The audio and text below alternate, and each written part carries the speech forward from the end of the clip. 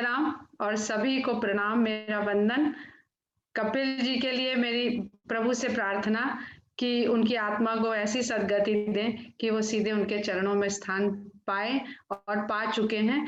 इसी अपनी भावना के साथ मैं आज का अपना अध्यात्म रामायण पर जो अध्ययन मैंने करने की कोशिश करी है, और यकीन जानिए कि मेरी बुद्धि में कुछ भी आया नहीं है। इतना गूढ़ है, इतना रहस्यमयी है कि बहुत थोड़ी बातें मेरे समझ में आई हैं, और उसको मैंने जिस तरह से भी लिखा है वो मैं बस पढ़ूंगी आपके सामने। उसमें से कितना आपको समझ आएगा ये भी मुझे नहीं पता, क्योंकि जब समझा बोलने वाले को ही नहीं ज्यादा समझ में आया तो क्या आप लोगों तक पहुंचा पाएगा। तो आधी अधूरी कहीं बातें होंगी, तो भगवान आप लोगों को प्रेरणा देगा और आप लोगों से चर्चा के साथ आगे हम उसको खुद भी उन बातों को समझने का प्रयास करते रहेंगे। अध्यात्म रामायण पे पहले मैंने 20 मिनट समय मांगा था, मगर अब तो लगा जब मैंने पढ़ना शुरू किया कि एक जीवन भी कम है। अगर हम उसके एक संदर्भ को लेकर के शुरू करेंगे तो एक जीवन भी कम है। तो हम इसी पर आ जाते हैं, शुरू करते हैं कि अध्यात्म का अर्थ क्या होता है।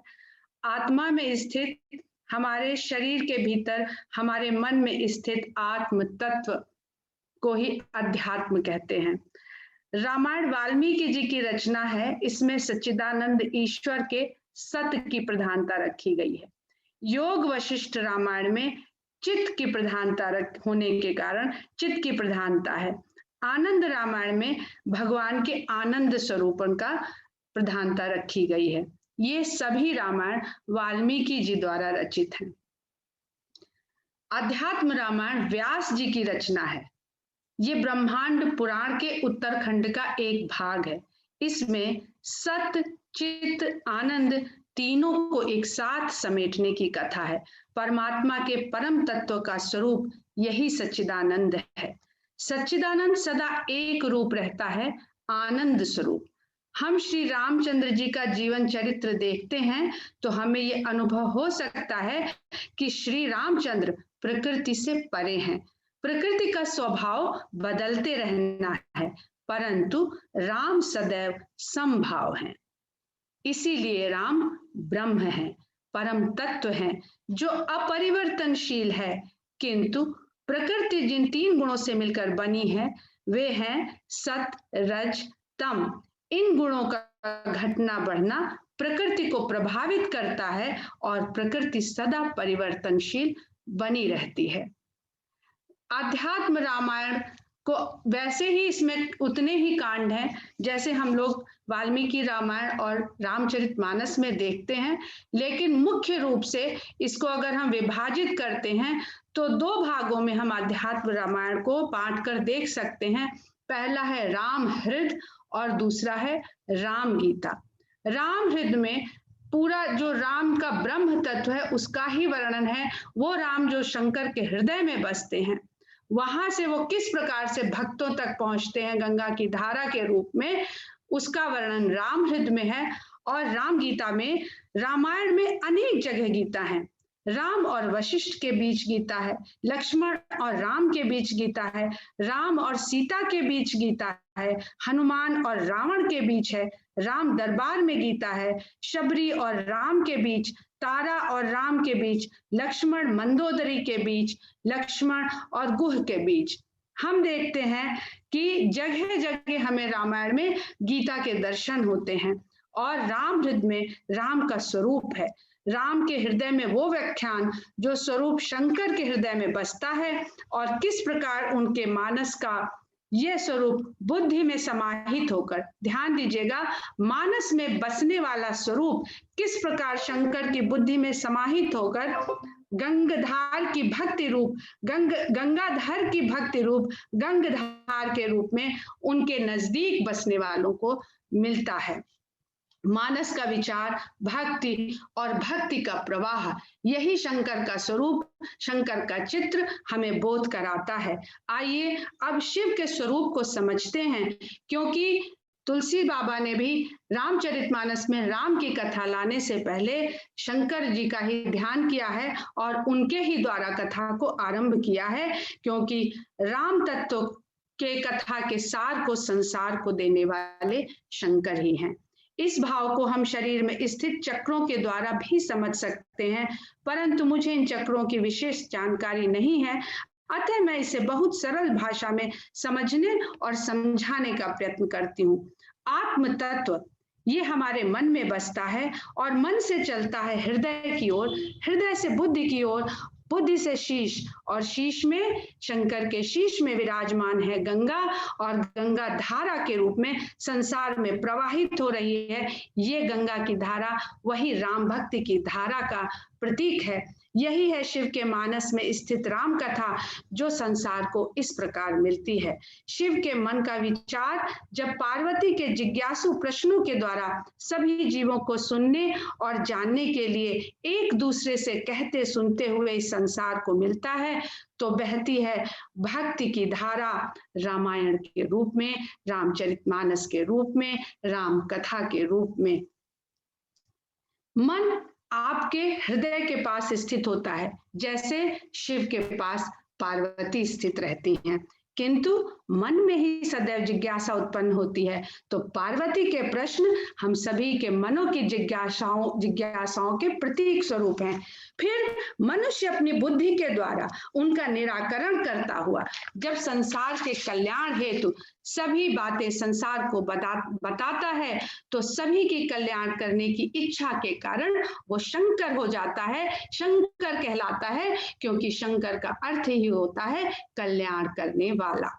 शिव, पार्वती और गंगा का ये प्रतीक प्रत्येक मनुष्य के भीतर समाहित है, मन और बुद्धि के तालमेल के रूप में। जिज्ञासा और प्रश्न मनुष्य के मन का स्वभाव है, ये होना ही चाहिए। इन प्रश्नों में जिज्ञासा है तो बहुत सुंदर है, शंका है तो उसे भस्म कर देना चाहिए, तभी हमारी जिज्ञासाएं पूर्णता को प्राप्त होंगी। शंकालु मन ना ज्ञान प्राप्त कर सकता है और ना प्रेम। ये शिव और सती की कथाएं इंगित करती है, जीव का धर्म है जिज्ञासा द्वारा ज्ञान की प्राप्ति और फिर संपूर्ण समर्पण का प्रेम। यही जिज्ञासा जो पार्वती ने की थी, हमें ले जाती है अध्यात्म की ओर। अध्यात्म अर्थात स्व को जानना, हम कौन है इस शरीर से परे, इस शरीर के भीतर हम कौन हैं। अभी कुछ देर पहले हमने जिस आत्म तत्व को भक्ति तक पहुंचाया था, और हमने कहा था कि मन में आत्म तत्व वास करता है और बुद्धि तक किस प्रकार शीर्ष तक पहुंचता है, अब इसको हम रिवर्स करके समझते हैं। तो आत्म तत्व तक पहुंचने के लिए, उसे जानने के लिए इस संसार में जो साधन है हमारे पास, वो है भक्ति का। भक्ति का विचार हमारी बुद्धि में उत्पन्न होता है। बुद्धि का स्थूल तत्व हमारा मस्तिष्क है, जो हमारे शीर्ष पर व्याप्त है, शीर्ष पर स्थित है। वहां से ये जो करंट पैदा होती है बुद्धि में जिज्ञासा के कारण, वही हमारे हृदय, मन और फिर आत्म तत्व से हमें जोड़ती है। तो हम देख रहे हैं कि मन और बुद्धि, बुद्धि और मन, यही पूर्णता है जिज्ञासा से ईश्वर को जानने की, समझने की और फिर उससे जुड़ जाने की। अब हम बात करते हैं रामायण, अध्यात्म रामायण और रामचरितमानस की। रामायण में जो वाल्मीकि की रामायण है, उसमें राम का वर्णन एक आदर्श मनुष्य की भांति है।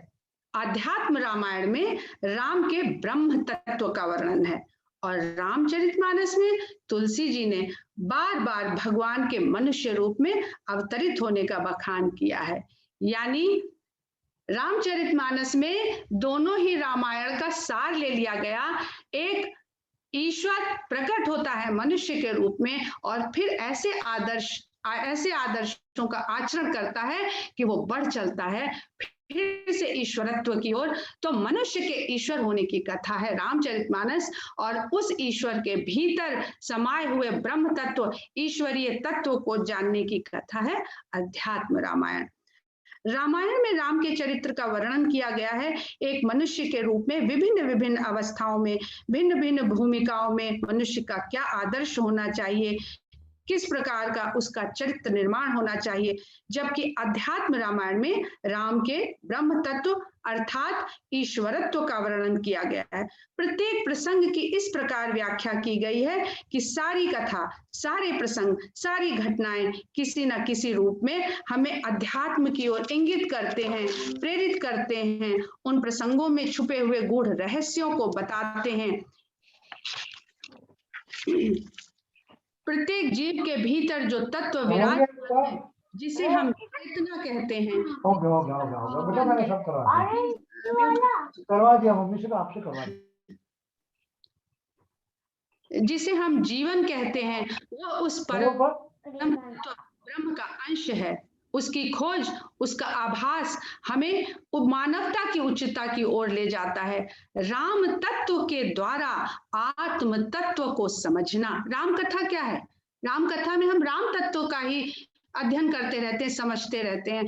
तो अध्यात्म रामायण में इसी राम तत्व के द्वारा आत्म तत्व को समझना, सत्कर्म के आचरण के द्वारा फिर मनुष्य जीवन की सार्थकता को, उच्चता को प्राप्त करते हुए ईश्वरत्व तक पहुंचने की कथा अध्यात्म रामायण में समझाई जाती है।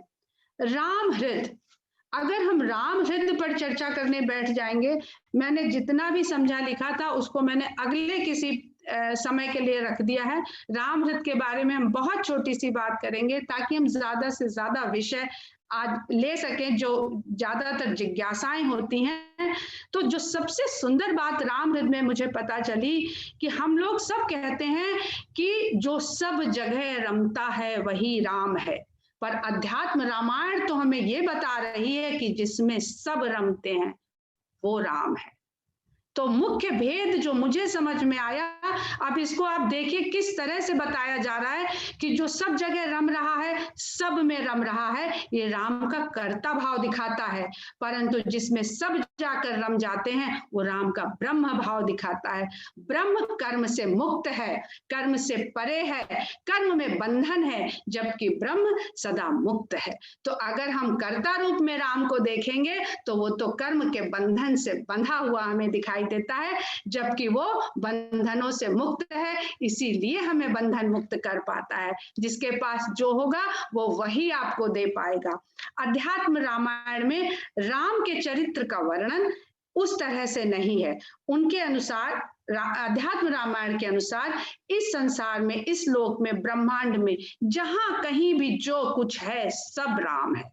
अतः इस रामायण कथा में साफ साफ लिख दिया गया है कि इसमें जितने भी पुरुषवाचक शब्द हैं वो सब राम हैं, और जितने भी स्त्रीवाचक शब्द हैं वो सब सीता हैं। क्योंकि हम लोग शुरू से सुनते चले आ रहे हैं कि शब्द ब्रह्म है। इसकी परिकल्पना इस बात से स्पष्ट हो जाती है कि यदि शब्द ब्रह्म है और ब्रह्म का प्रकट होना ही ब्रह्म की शक्ति है, माया है, सीता है, तो प्रत्येक शब्द राम और सीता ही तो हैं। तो जय सीताराम। ब्रह्म और प्रकृति, राम और सीता, इनको अलग करके समझा नहीं जा सकता क्योंकि ये अभेद हैं, इनमें कोई भेद है ही नहीं। इसको हम समझ सकते हैं अग्नि और ताप के द्वारा। यदि हम अग्नि को शक्ति का स्वरूप, प्रकृति का स्वरूप मान ले तो अग्नि दिखती है, परंतु अग्नि की दाहिका शक्ति जो उसका ताप है वो दिखता नहीं है। जब हम अग्नि के पास जाते हैं तब उस ताप का अनुभव होता है, केवल अनुभव होता है। और यदि अग्नि को छू लिया तो विश्वास हो जाता है कि अग्नि में ताप है। जिसने यह प्रयोग कर लिया उसको ताप कभी मिथ्या नहीं लगेगा, कभी असत नहीं लगेगा। इसे एक अबोध बच्चा भी समझ सकता है। राम हृदय में राम और सीता के इसी रूप का वर्णन किया गया है। हनुमान जी जब लंका जलाकर आते हैं, राम उनसे पूछते हैं, कहो भाई लंका कैसे जलाई? तो हनुमान जी क्या कहते हैं? कहते हैं, शाखा मृग की बड़ी मनुसाई, शाखा ते शाखा पर जाई। अर्थात हनुमान का कर्ता भाव वहां सिर्फ इतना है कि वो शाखा से शाखा पर कूद रहे हैं, एक पेड़ से दूसरे पेड़ पर छलांग लगा रहे हैं। हम सभी जानते हैं कि हनुमान ऐसे भक्त हैं जो कर्ता भाव से मुक्त हैं। क्योंकि वहां कर्ता तो ब्रह्म है और उसकी शक्ति है। जो आग और ताप जलाने वाली है वो सीता माता और उनकी दाहिका शक्ति यानी स्वयं राम है। तो फिर आप ही बताइए, हनुमान जी रामचंद्र जी से क्या बताते कि उन्होंने लंका को कैसे जला दिया। कभी कहीं पढ़ा था कि जो अग्नि प्रकट हुई थी लंका में, इस अग्नि के द्वारा हनुमान जी ने एक कोड वर्ड सीता तक पहुंचाया था, गुप्त संदेश, कि वो राम के ही दूत हैं। वो कोड वर्ड था। सीता और राम ने पंचवटी की कुटिया में जो एकांत वार्तालाप किया था, जिसके बारे में लक्ष्मण को भी पता नहीं था, सीता ने इस गुप्त संदेश को अग्नि के द्वारा समझा और अपनी शक्ति से अग्नि को ऐसा बढ़ाया कि लंका तो खूब जली, लेकिन हनुमान का बाल भी बांका नहीं हुआ, क्योंकि उस अग्नि का जो ताप थे वो राम थे और हनुमान के हृदय में राम बसे हुए थे। मैं थोड़े थोड़े से छोटे छोटे से ब्रेक लूंगी थोड़ा पलटने के लिए, बीच बीच से जो इम्पोर्टेंट चीजें हैं। देखिए, अब हम उस बात का जिक्र करते हैं कि पृथ्वी का भार बढ़ गया तो ब्रह्मा जी ने जाकर के सभी देवताओं के साथ भगवान से प्रार्थना की कि आप अवतार लें और पृथ्वी का भार हरें। ये पृथ्वी का भार क्या है, आज के संदर्भ में हमें इसे समझने की बहुत आवश्यकता है। जब ब्रह्मा जी भगवान से पृथ्वी पर बढ़ रहे अहंकार के कारण पृथ्वी के दुखी होने के बारे में बताते हैं, तो भगवान कहते हैं आप ही ने तो इस अहंकार को बढ़ावा दिया है। सृष्टि करने के लिए ब्रह्मा जी ने विभिन्न प्रकार के गुणों को मनुष्य के भीतर डाला, जिसकी परिणति के रूप में अहंकार का जन्म मनुष्य में होने लगा। मनुष्य के बढ़ते हुए अहंकार को, यदि बहुत ध्यान से सुनिएगा, मनुष्य के बढ़ते हुए अहंकार को यदि मनुष्य के द्वारा ही नष्ट करने का उदाहरण नहीं प्रस्तुत किया गया तो इस धरती पर अहंकार की यूं बाढ़ आती ही रहेगी। इसीलिए ब्रह्मा जी ने भगवान से निवेदन किया कि आप मनुष्य के रूप में ही आकर एक ऐसा आदर्श प्रस्तुत कीजिए ताकि मनुष्य उस आदर्श के आचरण को अपने जीवन में ढालने का प्रयास करे और संसार के अहंकार जनित दैविक भौतिक तापों से मुक्त होने का मार्ग जान सके।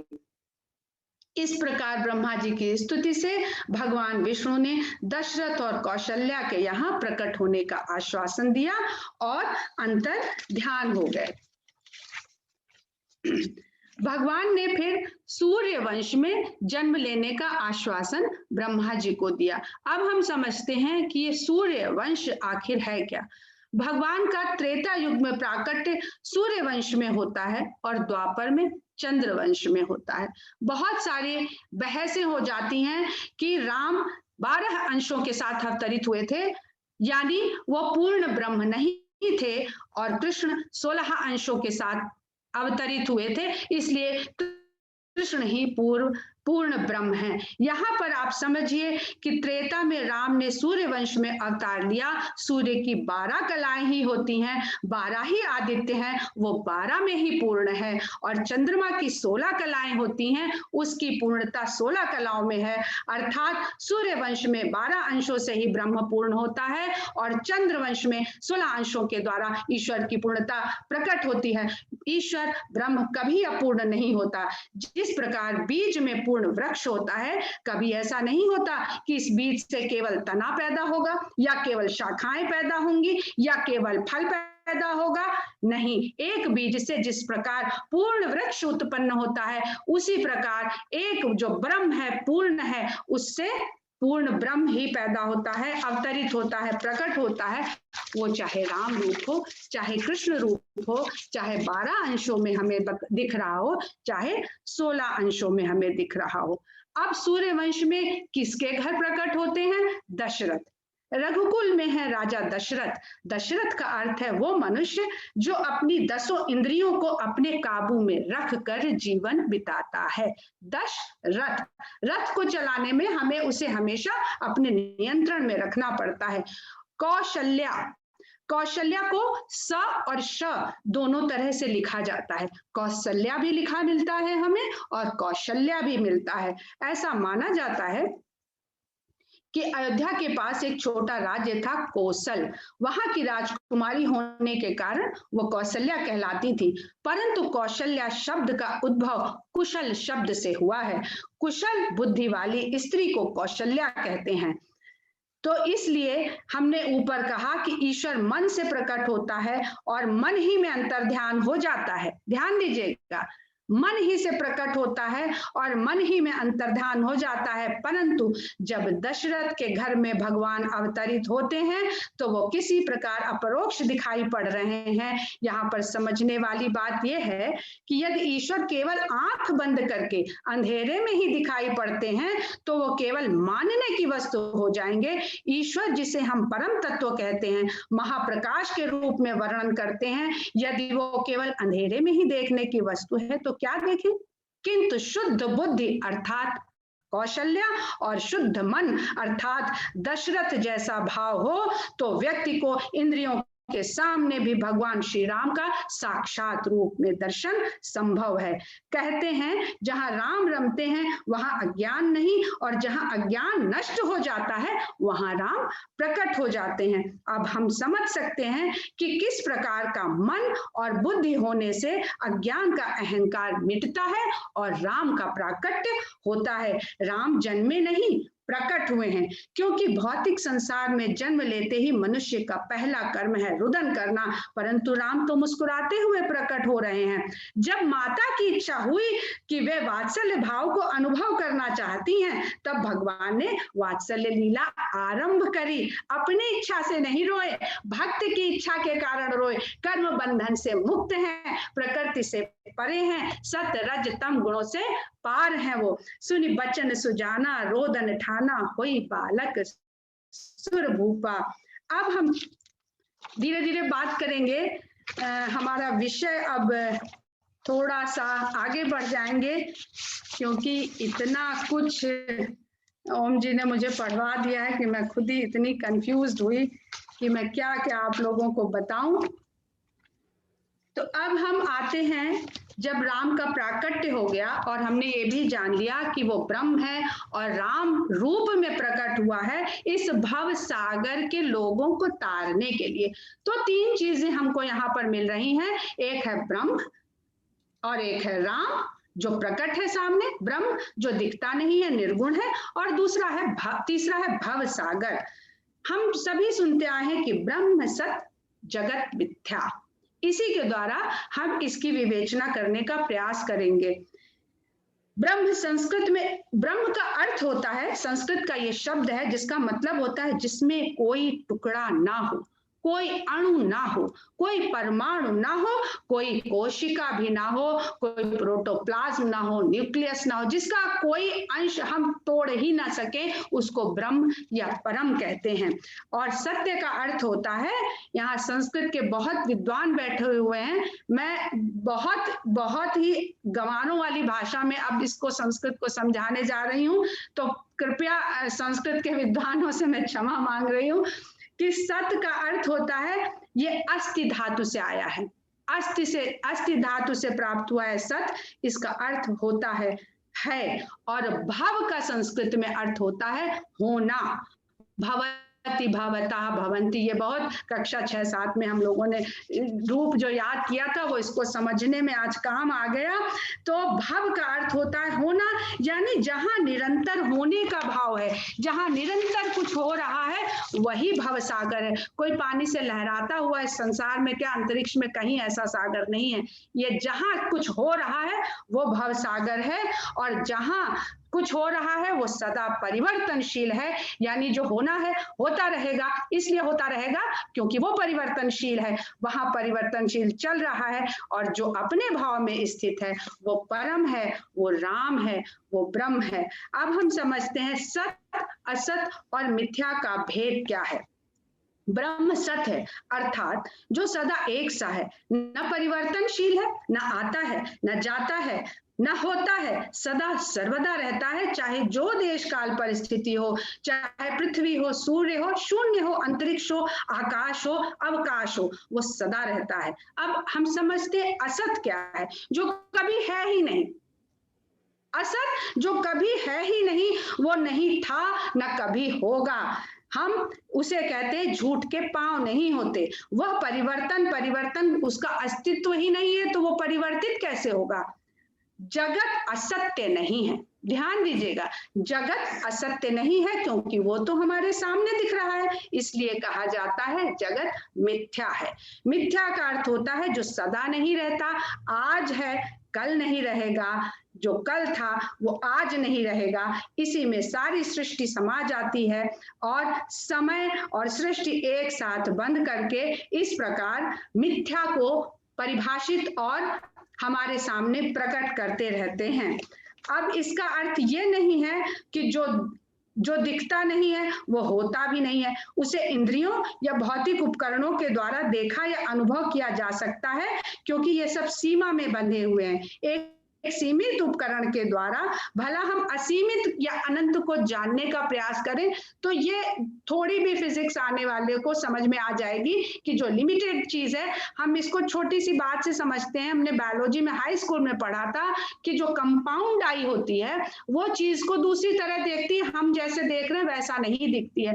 तो जब यहीं पर जीव की आंख एक चीज को अलग अलग तरह से देख रही है, रंगों को अलग अलग, हम वो रंग ही नहीं देख पा रहे हैं जो कॉकरोच देख रहा है, तो हम ये कैसे कह सकते हैं कि हम अपनी बुद्धि से सब कुछ जान सकते हैं, क्योंकि बुद्धि हमारी इंद्रियों के अधीन है और हमारी इंद्रियों की एक सीमा है। अब राम क्या है।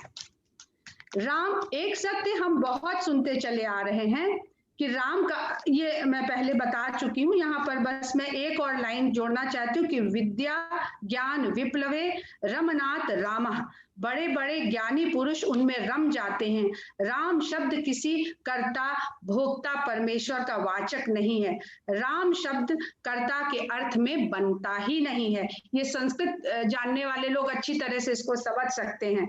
संस्कृत में बनता है वो अधिकरण के अर्थ में आता है, राम कर्ता के भाव में नहीं आता है। रमन्ते अस्मिन् इति रामः, जब अधिकरण अर्थ में बनेगा तो वो सर्वाधिक स्थान परमात्मा का वाचक शब्द होगा। जब हम किसी का नाम राम रख देते हैं तो राम कर्ता भाव में, कर्ता रूप में हमको मालूम देता है, लेकिन जो राम ब्रह्म है वो कर्ता रूप में कभी भी नहीं है। अब राम के बाद हम समझते हैं पहले सीता को। सीता कौन है। जब राम का सूर्यवंश में अवतरण हुआ तो उन्होंने अपने साथ इस संसार में अपनी शक्ति माया का आविर्भाव करवाया, और जब चंद्रवंश में कृष्ण रूप में अवतरित हुए तो अपनी आह्लादिनी शक्ति के साथ आए। अभी हम केवल माया और शक्ति की ही बात करेंगे, क्योंकि त्रेता में माया शक्ति और द्वापर में आह्लादिनी शक्ति के साथ अवतरित हुए थे। दोनों ही ब्रह्म की अविनाशी शक्ति हैं। माया अर्थात लक्ष्मी। लक्ष्मी तो धरती से प्रकट होती है। लक्ष्मी के लिए हमारे यहाँ कहा जाता है धन धान्य। ये कागज के नोट तो बहुत बाद में आए, पहले हम धन धान्य के लिए स्वर्ण और धान का उपयोग करते थे, और ये दोनों कहां से प्रकट होते, धरती के भीतर से। तो सीता धरती के भीतर से प्रकट हो रही है। इस भाव को समझिए, हमारी जो भी लक्ष्मी है, जो भी संपत्ति है, वो सब हमको धरती के भीतर से प्राप्त हो रही है। प्रकट होते शास्त्रों में इन्हें स्वर्ण लक्ष्मी और कृष्ण लक्ष्मी कहा जाता है। और यहाँ पर देखिए कि हमारा पतन क्यों हो रहा है, कि सारी लक्ष्मी भगवान की है, हमारी माता है, हम माता का भोग करेंगे तो हम पतन की ओर जाएंगे ही जाएंगे। माँ का भोग करना सदा वर्जित कहा गया है। हम भूपति बन जाते हैं, हम लक्ष्मीपति बन जाते हैं। तो सीता उसी लक्ष्मी, उसी ब्रह्म की शक्ति का स्वरूप है, जो प्रकृति में आती है तो धरती के द्वारा प्रकट होके हमको दृष्टिगोचर होती है।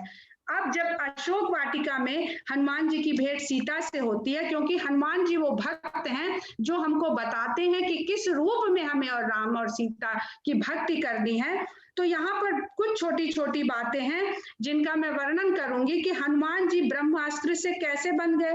क्योंकि जिस समय हनुमान जी ने सूर्य को निगल लिया था और सारे विश्व में अंधकार छा गया था, उस समय इंद्र ने उन्हें वरदान दिया था, उनका वज्र, और ब्रह्मा जी ने वरदान दिया था कि उनका ब्रह्मास्त्र, यमराज ने वरदान दिया था कि उनका दंड हनुमान जी को कभी आघात पहुंचा ही नहीं सकेगा। एक तो ब्रह्मास्त्र हनुमान जी को बांध ही नहीं सकता था, उनको ऐसा वरदान प्राप्त था। ब्रह्मास्त्र का मान रखने के लिए हनुमान जी स्वयं उससे बंधने को तैयार हो गए थे और उनके हृदय में विष्णु भगवान का वास था। यह देखकर ब्रह्मास्त्र उनको नहीं बांध सकता था। यहाँ पर मेघनाद ने एक छोटी सी भूल कर दी थी, उसने ब्रह्मास्त्र से बांधने के बाद भी हनुमान जी को रस्सियों से बंधवा दिया। जब उन्होंने रस्सियों से बंधवाया तो ब्रह्मास्त्र ने देखा कि मेघनाद को मेरे ऊपर विश्वास ही नहीं है और मेरे से बांधने के बाद भी ये रस्सी से हनुमान जी को बंधवाकर मेरा अपमान कर रहा है, तो ब्रह्मास्त्र हनुमान जी को छोड़कर वहां से तुरंत चला गया था। अब क्योंकि हनुमान जी राम काज की खातिर ये सब लीला रच रहे थे, सीता जी को पता चला तो उन्होंने सीता जी का पता तो उन्होंने लगा लिया, लेकिन वो वहां पर राम की शक्ति का कुछ प्रदर्शन भी करके जाना चाहते थे। इसके अलावा वो रावण के दरबार को भी देख आना चाहते थे, वहां का आकलन करके आना चाहते थे, इसलिए उन्होंने स्वयं को बंधवाना स्वीकार किया।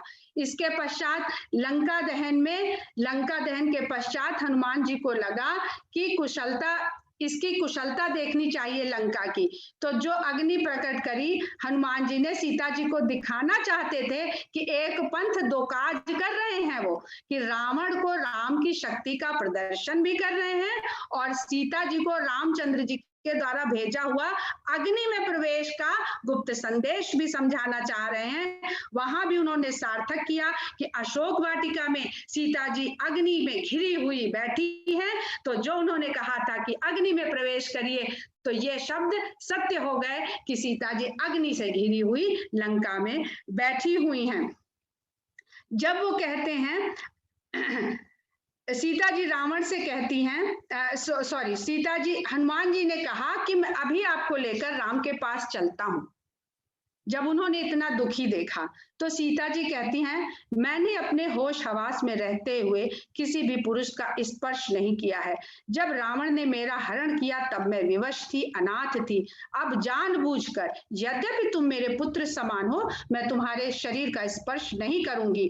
यदि मैं तुम्हारे साथ नहीं चलूंगी, अब तो जब रामचंद्र जी स्वयं सागर को सुखा देंगे और अपने तीरों और बानरों को साथ लेकर यहाँ आएंगे, युद्ध में रावण को मारकर मुझे ले जाएंगे, मैं तभी यहां से जाऊंगी, क्योंकि यदि रावण मुझे चोरी से अपने साथ लेकर आ गया है तो मैं चोरी से लंका से वापस नहीं जाऊंगी। राम वीरता और बहादुरी और साहस और सामर्थ्य के साथ इस लंका में प्रवेश कर युद्ध में उसे परास्त करें और मुझे लेकर जाएं, तभी राम की कीर्ति होगी, तभी उनका प्रभाव बढ़ेगा और तभी उनका आचरण अनुकरणीय होगा। अब सीता के साथ ही हम थोड़ा सा माया को समझ लेते हैं, उसके बाद मैं छोटे छोटे और बिंदु बताऊंगी और जैसे ही समय खत्म हो तो प्लीज मुझे कोई बता देगा कि माया कोई छल कपट नहीं है।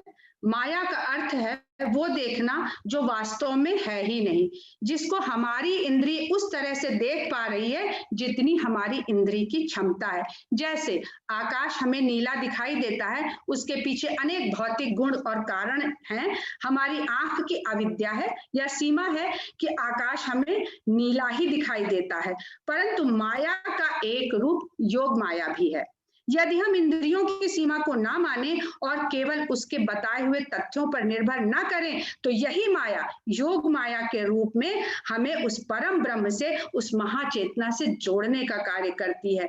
माया तीनों गुणों और समस्त तत्व से भरपूर है।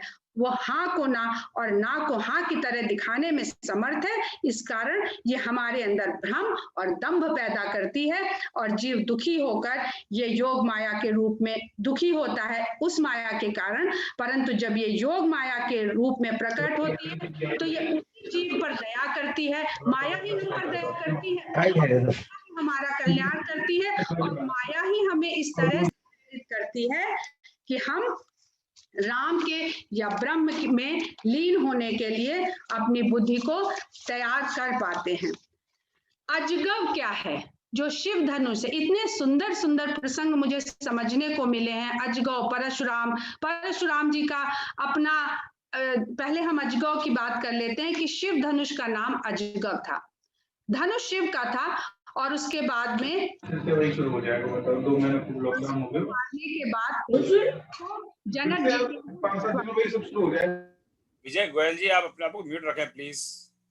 त्रिपुरासुर का अर्थ होता है इस जगत को कष्ट देने वाला। 3 प्रकार के इस जगत के कष्ट हैं, दैहिक, दैविक, भौतिक। ये तीनों प्रकार से जो कष्ट होते हैं इनको ही त्रिपुरासुर कहा जाता है अध्यात्म रामायण में।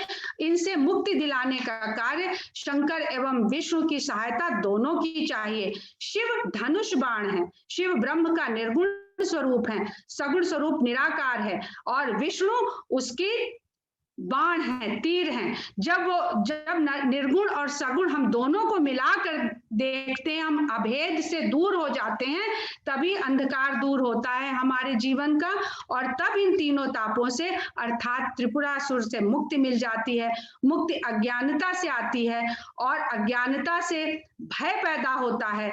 जो निर्भय व्यक्ति होता है वही अमृतत्व को प्राप्त करता है। मृत्यु का भय ना होना ही अमृतत्व है।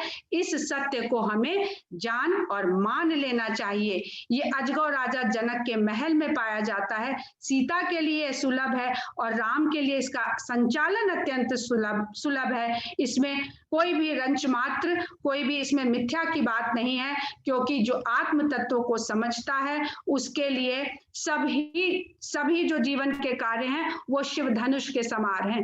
अगर हम अज्ञानता में भरे रहते हैं, अहंकार से, तुलसीदास जी लिखते हैं कि जितना उनमें अहंकार है उतना उस शिव धनुष में पड़ जाता है और वो भारी हो जाता है। हमारी समस्याएं इसी अहंकार के कारण बढ़ती चली जाती हैं और हम उनको निवारण नहीं कर पाते हैं। अभी बहुत सुंदर बात आशुतोष राणा जी की हमने पढ़ी कि प्रार्थना और प्रशंसा, ये 2 चीज मनुष्य के जीवन में सारे कार्य सिद्ध कर देते हैं। लेकिन हम करते क्या है कि जिससे प्रार्थना करनी चाहिए उसकी प्रशंसा करते हैं और जिसकी प्रशंसा करनी चाहिए उसकी प्रार्थना करते हैं। प्रार्थना हमें करनी चाहिए ईश्वर की और प्रशंसा करनी चाहिए मनुष्य की। हम अच्छी स्तुतियां, अच्छी रचनाएं, अच्छी कविताएं लिख के ईश्वर की प्रशंसा करने लगते हैं और प्रार्थना करते हैं मंत्री जी से, IAS अधिकारी से और अपने बॉस से कि आप प्लीज ये कर दीजिए, वो कर दीजिए, हमें ऑक्सीजन सिलेंडर दिला दीजिए, हमें रेमडेसिविर दिला दीजिए, हमारे लड़के की नौकरी लगवा दीजिए।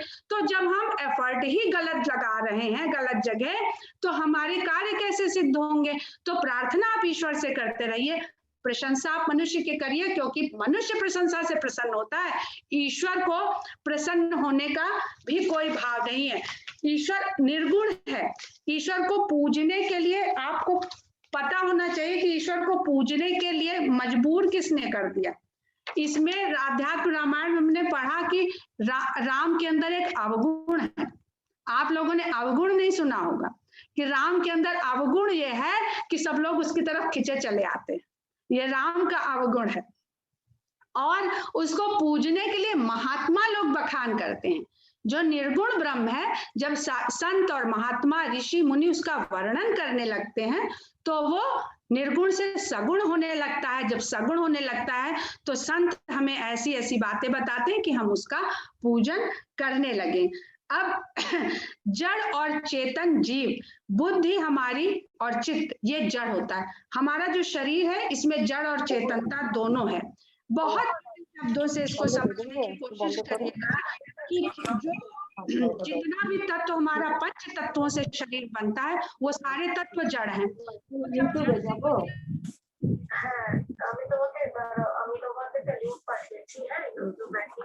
আচ্ছা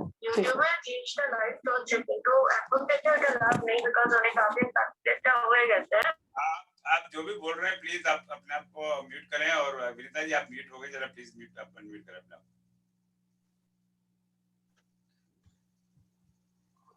तो जड़ चेतन से अच्छा मुझे एक किस्सा यहाँ मिल रहा है, मैं वो बताती हूँ। कामना, कामना बार बार कामना का शब्द आता है और बार बार स्त्री को निकृष्ट सा बताया जाता है। तो इसको समझने की कोशिश करिएगा कि जो स्त्री यहाँ पर बुरी बताई जा रही जगह जगह वो असल में कामना है। इच्छा एक स्त्रीलिंग शब्द है। तो कामना, पूतना, ताड़का, सीताहरण, इन सब के पीछे कामना काम कर रही है। तो निष्काम भाव क्या होता है?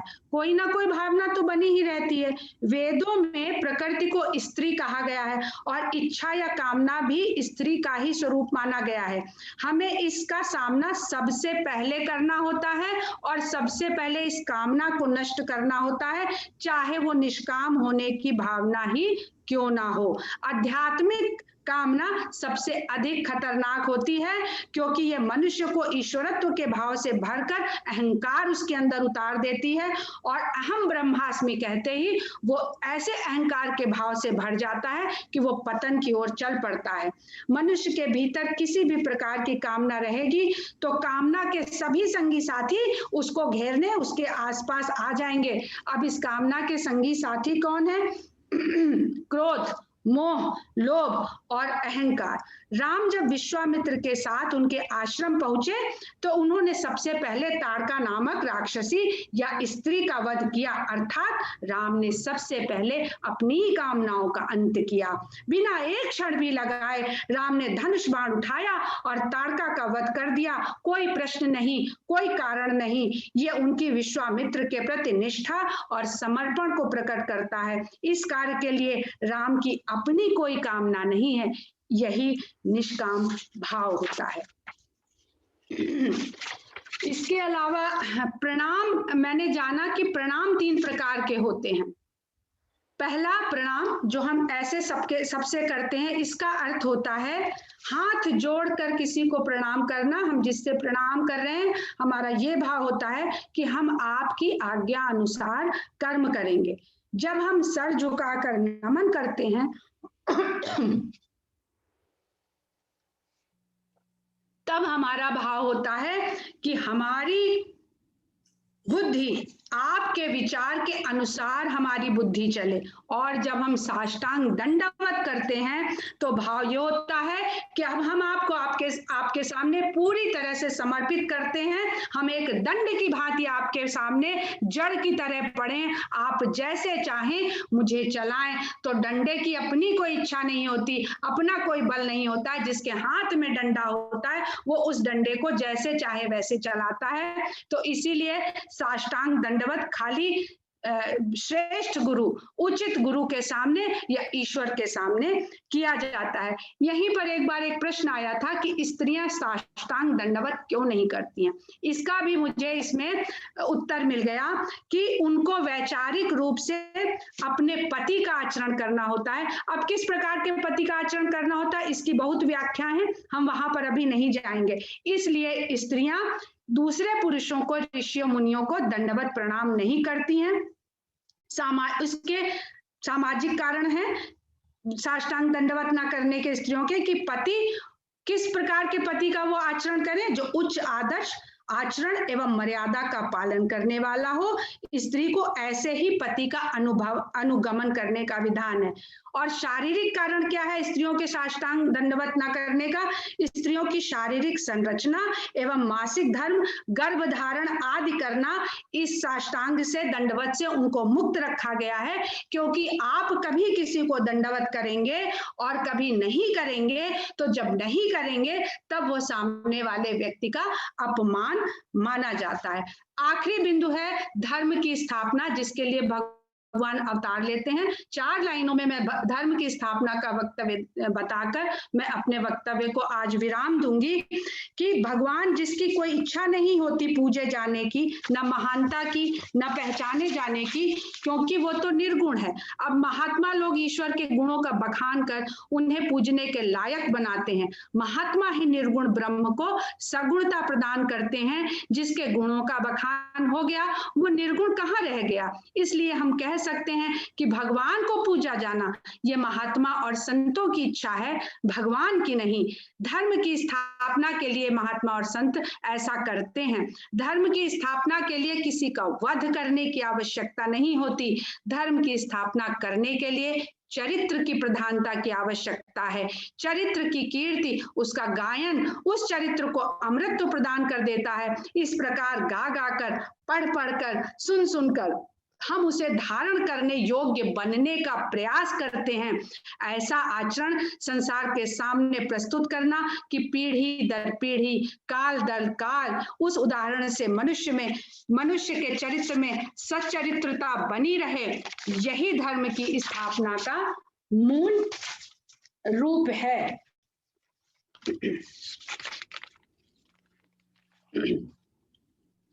जिस प्रकार सूर्य का स्वभाव है कि उससे रोशनी फूटकर गिरती ही है, चंद्रमा का स्वभाव है कि उससे आह्लाद शीतलता निकलती ही है, उसी प्रकार श्री रामचंद्र जी का स्वभाव है कि उनसे कृपा बरसती ही है। तो रामायण ईश्वर ब्रह्म के मानव होने, फिर मानवता के उच्चतम आदर्श स्थापित कर उसके ईश्वरत्व को प्राप्त करने की कथा है। जय सिया राम। बहुत बहुत आभार आप लोगों का। जय सिया राम।